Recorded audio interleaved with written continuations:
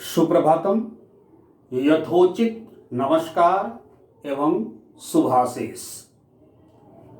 मेरे प्रिय विद्यार्थियों, हम लोग निरंतर कई दिनों से रस नामक पाठ में एक एक उदाहरण, उसके लक्षण आदि की चर्चा करते करते आज शांत रस शुरू में ही आपको बताया ये गया था कि कुल 9 स्थायी भाव हैं और उन्हीं स्थायी भावों के अनुसार रसों की संख्या 9 है। तो ये शांत रस का 9वां भेद है। और ये शांत रस है क्या? ध्यान दीजिए तो बात समझ में आ जाएगी कि जब चित्त शांत अवस्था में होता है तो शांत रस की उत्पत्ति होती है। शांत नाम ही है शांत, यानी शांति।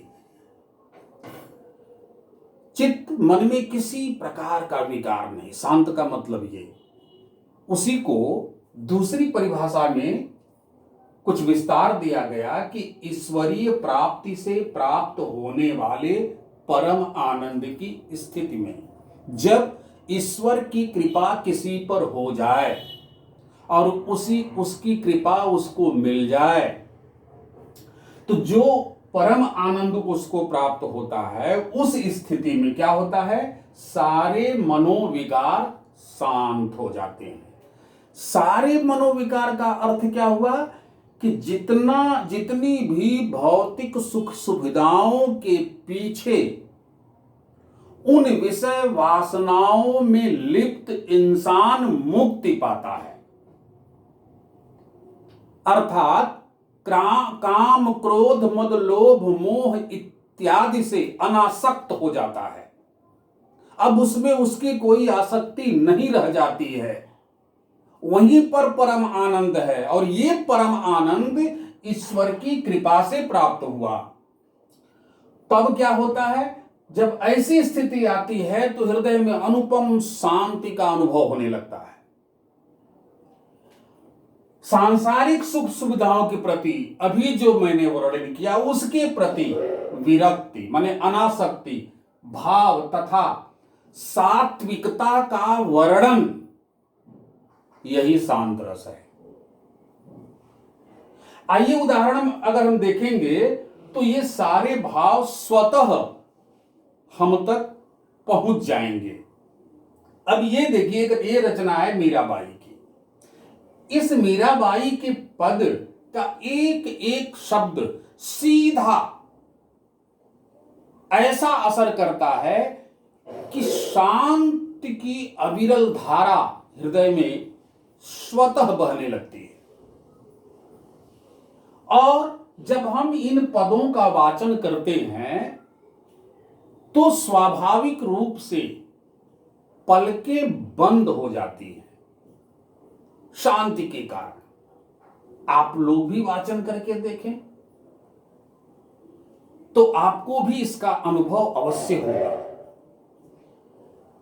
क्या लिखती हैं, क्या रचना है? देखिए कि बसो मेरे नैनन में नंदलाल, मोर मुकुट मकराकृति कुंडल, अरुण तिलक दिए भाल, बसो मेरे नैनन में नंदलाल। मोहनी मूरत सांवरी सूरती, नैना बने विशाल, बसो मेरे नैनन में नंदलाल। अधर सुधारस मुरली राजती, अपूर्व जंती माल, क्षुद्र घंटिका कटितट शोभित, नूपुर सबद रसाल। मेरा प्रभु संतन सुखदाई, भगत वत्सल गोपाल, बसो मेरे नैनन में नंदलाल। जब इसका आप वाचन करेंगे निश्चित रूप से शांति की एक अविरल धारा आपको अपने अंदर अनुभव होगी, महसूस होगा निश्चित रूप से। स्थिति क्या है? आप जानते हैं कि मीराबाई स्वयं एक रानी थी, राजपाट आदि इत्यादि का त्याग कर दिया। क्या है? सांसारिक सुख सुविधाओं के प्रति विरक्त हो गईं और संतों के पास बैठकर अपने आराध्य अर्थात श्री कृष्ण के सौंदर्य का, श्री कृष्ण का गुणगान, श्री कृष्ण की चर्चा, ये उनकी आदत में शुमार हो गया। अब एक कृष्ण के अतिरिक्त उनके लिए कुछ भी मूल्यवान नहीं है। दुनिया की कोई दौलत नहीं चाहिए, कोई सुख नहीं चाहिए। चाहिए तो अपने आराध्य, उनकी चर्चा, उनका वर्णन, और वही सब कुछ इसमें होता हुआ इन पंक्तियों में दिखाई दे रहा है। मीराबाई प्रार्थना करती हैं कि हे नंद के लाल अर्थात श्री कृष्ण मेरे नयनों में आकर के बस जाइए। और किस छवि का वह जिक्र करती हैं जिसको अपने नयनों में बसाना चाहती हैं, वो भी देख लें कि मोर मुकुट मकराकृत कुंडल, जिन्होंने अपने मस्तक पर मोर का मुकुट धारण किया हुआ है, मकर के आकृति का कानों में कुंडल पहना हुआ है, मस्तक पर अपने ललाट पर लाल रंग का तिलक दिया हुआ है, जिनकी सूरत सांवले रंग की है और उनकी जो मूरत है, उनका जो उनकी चेहरे की जो कांति है वह मन को मोहने वाली है, और जिनके बड़े बड़े नेत्र हैं, श्री कृष्ण के बड़े बड़े नेत्र थे, जिनके बड़े बड़े नेत्र हैं, जिनके अधरों होठों पर हमेशा मुरली शोभायमान रहती है, और जिन्होंने अपने हृदय पर, अपने वक्षस्थल पर बैजंती की माला धारण किए हुए हैं, और जिनके कमर में क्षुद्र छोटी छोटी घुंघरू बंधे हुए हैं, बड़ा शोभायमान लगते हैं, और पैरों में पहना हुआ उनका जो नूपुर पायल है उससे निकलने वाली ध्वनि अद्भुत आनंद को प्रदान करने वाली होती है। तो मीरा कहती हैं कि संतों के बीच में बैठ करके इन तमाम चीजों का वर्णन सुनना बड़ा सुखदायी होता है। ऐसे हे भक्तों को का उद्धार करने वाले श्री कृष्ण आकर मेरे नयनों में बस जाइए। और इसीलिए यहां आप देखिए तो आश्रय कौन है? मीराबाई। उन्हीं के हृदय में अपने आराध्य के प्रति जो प्रेम है, उन चरणों के प्रति जो प्रेम है, उसी का वर्णन वो करते हुए नजर आ रही हैं। इसका स्थायी भाव क्या है? निर्वेद, परम आनंद, पूर्ण शांति। इसके आलंबन कौन है? श्री कृष्ण का सौंदर्य। उसी पर मुक्त होकर अपना सब कुछ उन्होंने छोड़ करके श्री कृष्ण की बातों को, श्री कृष्ण को अपने मन में बिठा रखा है। उद्दीपन क्या है यहां? इंद्रियों की आसक्ति। जो इंद्रियां कभी आसक्त थी भौतिक सुख सुविधाओं की, वही इंद्रियां अनासक्त हो गई उन भौतिक सुख सुविधाओं से, और उनकी आसक्ति कहां चली गई? अपने आराध्य के चरणों में। इसीलिए अनुभाव हो जाएगा आराध्य के चरणों में रति अर्थात प्रेम। और संचारी भाव क्या है? मति।